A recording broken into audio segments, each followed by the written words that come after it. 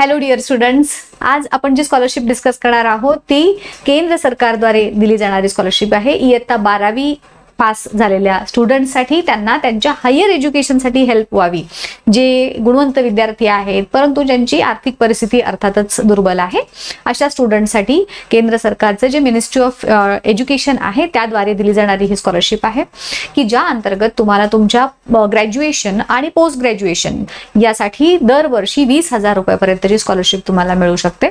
आता ह्यासाठी जर तुम्हाला अप्लाय करायचं असेल तर काय एलिजिबिलिटी आहे, काय डॉक्युमेंट्स लागणार आहेत, अंतिम तारीख काय आहे, सगळं डिटेल मी आजच्या व्हिडिओमध्ये सांगणार आहे. सो व्हिडिओ व्यवस्थित लक्षपूर्वक ऐका, शेवटपर्यंत बघा, सो दॅट तुमचे कोणतेही प्रश्न ह्याच्याशी रिलेटेड राहणार नाही. सो जसं मी तुम्हाला सांगितलं, ह्या स्कॉलरशिपचं जे नाव आहे ते आहे सेंट्रल सेक्टर स्कॉलरशिप 2026, जी कॉलेजच्या स्टुडंटसाठी असणार आहे. 12वी उत्तीर्ण झाल्यानंतर कॉलेजमध्ये जेव्हा तुम्ही ऍडमिशन घेता तर त्यांसाठी तुम्हाला ही स्कॉलरशिप दिली जाणार आहे. आता ह्याच्यात ही सगळी जी सुरुवातीची जी माहिती आहे या लेखामध्ये दिलेली, ती ह्या स्कॉलरशिपशी रिलेटेड बेसिक माहिती आहे की 82,800 विद्यार्थ्यांना दरवर्षी ही स्कॉलरशिप दिली जाते आणि यातली सुद्धा 50% जागा ह्या मुलींच्यासाठी जास्त करून राखीव आहेत. सो 50% बॉईज 50% गर्ल्स अशी ही स्कॉलरशिप तुम्हाला अलॉट केली जाते की ज्याच्यामध्ये तुम्हाला डायरेक्टली बँक अकाउंटमध्ये तुमच्या जे काही स्कॉलरशिपची अमाऊंट आहे ती जमा होणार आहे. म्हणजे अर्थातच तुमचं बँक अकाउंट वगैरे ह्या सगळ्या डिटेल तुम्हाला द्याव्या लागणारच आहेत. आता ह्याच्या अंतर्गत तुम्हाला जे मिळणारं मानधन आहे, जसं मी म्हटलं तुम्हाला प्रत्येक वर्षासाठी तुम्हाला हे 20,000 रुपयेपर्यंतची स्कॉलरशिप आहे. सो पदवी स्तर म्हणजे तुम्ही ग्रॅज्युएशन करत असाल, BA BCom अगदी BSc वगैरे सुद्धा जरी तुम्ही ऍडमिशन घेतलेलं असेल तरी सुद्धा तुम्हाला पहिल्या 3 वर्ष 10,000 ते 12,000 पर्यंतची स्कॉलरशिप मिळणार ग्रॅज्युएशन लेवलला. त्यानंतर तुम्ही BE BTech वगैरे अशासारखे काही कोर्सेस करत असाल, इंटिग्रेटेड कोर्सेस करत असाल तर तुम्हाला 20,000 पर्यंतची दरवर्षी स्कॉलरशिप मिळेल.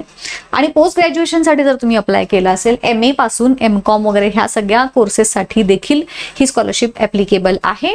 त्याच्यामध्ये तुम्हाला पहिल्या आणि दुसऱ्या वर्षांसाठी 20,000 रुपयापर्यंतची स्कॉलरशिप ही देण्यात येणार आहे.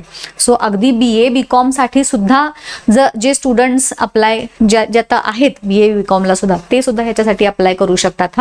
हे आता ह्याच्यासाठीची एलिजिबिलिटी क्रायटेरिया काय आहे बघा. तुम्हाला म्हणजे 80 इथं आता 8 हे जर थोडंसं ChatGPT वरनं केले ना, सो त्याच्यामुळं 80% तुम्हाला याच्यामध्ये मार्क पाहिजेत 12वी मध्ये. CBSE असेल किंवा ICSE स्टेट बोर्ड, कोणत्याही बोर्डमधून तुम्हाला 80% मार्क हे पाहिजेत 12वीच्या परीक्षेत. त्यानंतर तुम्ही रेग्युलर क्लासला ऍडमिशन घेतलेलं असावं, नियमित म्हणजे रेग्युलर डिग्री असावी. डिस्टन्स लर्निंग करस्पॉन्डन्सी यासाठी चे जर स्टुडंट्स असतील तर ते ह्याच्यासाठी इलिजिबल नाही आहेत. त्यानंतर तुमचं वार्षिक उत्पन्न अखंड कुटुंबाचं 4.5 लाखांपेक्षा कमी असलं पाहिजे आणि तुम्ही इतर कोणत्याही स्कॉलरशिपसाठी अप्लाय केलेला नसला पाहिजे. डॉक्युमेंट्स काय काय आहेत आवश्यक, तर ह्याच्यातले सगळ्यात पहिलं डॉक्युमेंट लागणार आहे तुमची 12वीचं मार्कलिस्ट. त्यानंतर तुमचा पालकांचा वार्षिक उत्पन्नाचा जो दाखला आहे, ज्याचं इन्कम तुम्हाला 4.5 लाखांपेक्षा कमी असणारं तुम्हाला प्रूव्ह करायचं आहे. आधार कार्ड लागेल, तुमचं बँकचं पासबुक लागेल. कॉलेज जर प्रवेश घेतला असणार तुम्ही ऑब्व्हियसली, तर त्याची पावती किंवा बोनाफाईड प्रमाणपत्र. बरेच स्टुडंट्स मला मेसेज करतात कॉलेजमध्ये ऍडमिशन घेतलंय पण फी भरली नाहीये.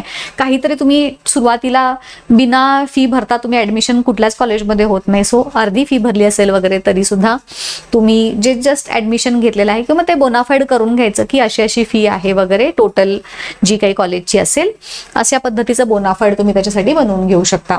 जातीचा दाखला जर काही तुम्ही ऍप्लिकेबल असाल त्यासाठी तर, आणि तुमचे पासपोर्ट साईजचे फोटो, मोबाईल नंबर ही बेसिक इन्फॉर्मेशन तुमची लागणार आहे. आता ऑनलाईन अर्ज करण्यासाठी नीट समजून घ्या. सेंट्रल सेक्टर स्कॉलरशिप जी आहे त्याच्यासाठी नॅशनल स्कॉलरशिप पोर्टल NSP असं त्या पोर्टलचं नाव आहे, त्याच्यावरून तुम्हाला अर्ज करायचा आहे. अर्ज करत असताना पहिल्यांदा तुम्हाला NSP पोर्टलवरती जायचं आहे. तिथे केंद्र सरकारचं हे अधिकृत पोर्टल आहे. कुठल्याही प्रकारची फसवी स्कॉलरशिप वगैरे नाही. मला बरेचदा मेसेज येतात काहीतरीच आहे, खोटच आहे, असं काही मिळत नाही. ही केंद्र सरकारची स्कॉलरशिप आहे. सो scholarships.gov.in हे केंद्र सरकारचं जे अधिकृत पोर्टल आहे, त्यासाठी तुम्ही तिथे जावा. तुम्हाला हवा असेल तर मी डिस्क्रिप्शन मध्ये याची लिंक देते. OTR म्हणजेच वन टाइम रजिस्ट्रेशन तिथं करायचं आहे तुम्हाला. मोबाईल नंबर, आधार कार्ड डिटेल वापरून तुमची eKYC ची प्रक्रिया तिथं पूर्ण करायची आहे आणि OTR ID तुम्हाला मिळवायचा आहे. OTR म्हणजे वन टाइम रजिस्ट्रेशन. त्यानंतर लॉग इन करायचं आहे. जे ID आणि पासवर्ड तुम्हाला मिळेल त्याच्यानुसार लॉग इन करायचं आहे आणि फ्रेश ऍप्लिकेशन वरती तुम्हाला क्लिक करायचं आहे. तिथं तुमची वैयक्तिक माहिती भरायची आहे, 12वीचे गुण, कॉलेजचे नाव, सगळं डिटेल भरायचं आहे आणि मग तुमची स्कॉलरशिप निवडायची आहे. त्यात तिथं जी लिस्ट असेल त्याच्यानुसार central sector scheme of scholarship for college and university student असं तुम्हाला दिसेल, ते चूज करायचं आहे. जी आवश्यक कागदपत्रे PDF मध्ये तुमची ऑलरेडी रेडी असली पाहिजे ती तिथं तुम्हाला डाउनलोड तिथं जी अपलोड करायची आहे आणि मग फायनल सबमिट करायचं आहे. इम्पॉर्टंट डेट्स बघा काय काय आहेत. ह्याच्यासाठीचे अर्ज सुरू जून 2026 पासून सुरू झालेले आहेत. डिसेंबर 2026 पर्यंत तुम्ही ह्याच्यासाठी अप्लाय करू शकता. सो अजून भरपूर वेळ असला तरी लवकरात लवकर अर्ज करून ठेवा.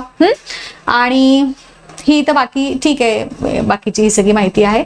सो ही ऑलमोस्ट सगळी तुम्हाला detail information related to this scholarship ह्याच्यामध्ये सांगितलेली आहे. ही व्हिडिओ हा जो आहे ही जी माहिती आहे व्हिडिओमध्ये सांगितलेली ती जास्तीत जास्त सगळ्या कॉलेज स्टुडंट्स पर्यंत पोहोचवायचं काम तुमचं आहे. सगळ्यांना याचा लाभ घेता येऊ देत, हो की नाही. सो चला मॅक्सिमम स्टुडंट्स पर्यंत शेअर करा. इथेच थांबूयात, भेटूयात पुढच्या व्हिडिओमध्ये अशीच एखादी महत्त्वाची स्कॉलरशिप बघूयात. Till then goodbye, thank you and all the best.